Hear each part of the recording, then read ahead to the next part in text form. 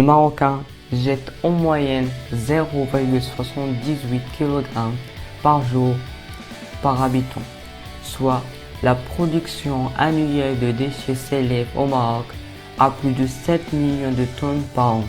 Malheureusement, ces déchets finissent souvent dans des décharges sauvages. Cependant, depuis l'apparition du Covid-19, l'activité industrielle baisse. Parallèlement, les émissions de gaz à effet de serre, eux aussi. Ce qui a considérablement bouché le trou d'ozone. Dans cette vidéo, nous allons nous arrêter sur le recyclage de nos déchets de plastique. Pour cela, je reste confiné chez moi, dans mon nouveau studio.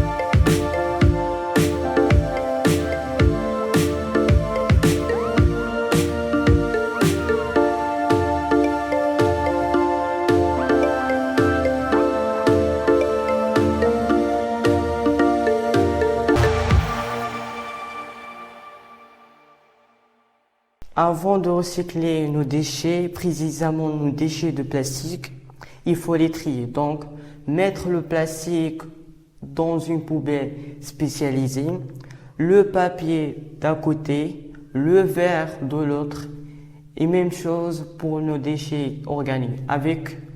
On fabrique un compost 100% bio et efficace.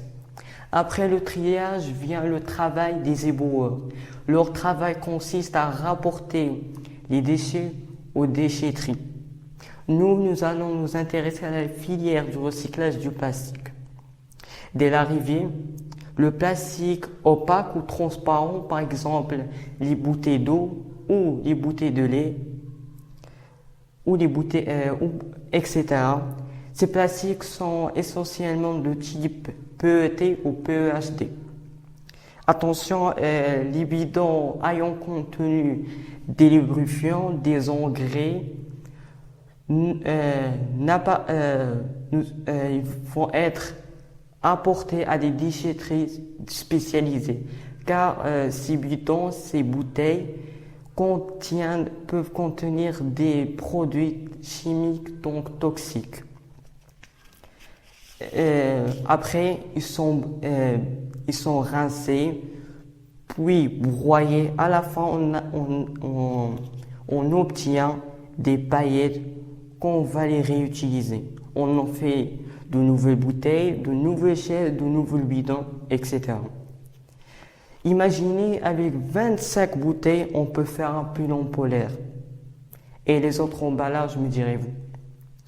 Comme leurs compositions sont complexes, on les brûle pour produire de l'électricité ou du gasoil. Et oui, d'après des chercheurs, le plastique casserait beaucoup d'énergie que le gasoil extrait du pétrole. Il y a une autre solution, une autre idée. Pourquoi pas les presser ces paillettes pour en faire des paquets ou des pavés ou encore des murs. Imaginez construire un quartier avec seulement du plastique recyclé. Ceci peut minimiser la déforestation car le plastique est connu pour être dur et étanche et on peut construire du plastique recyclé des logements 100% écologiques. Et encore, pourquoi pas fabriquer des ameublements avec des plaques de plastique recyclé. Alors, pour encore protéger notre planète de ces déchets, il faut réduire nos déchets. Et ça passe avec des gestes tout simples, comme utiliser les emballages réutilisables et faire des courses avec un sac en tissu. Et à bientôt. Et surtout, n'oubliez pas, restez à vos maisons. Je sais, je l'ai déjà dit, mais je recycle.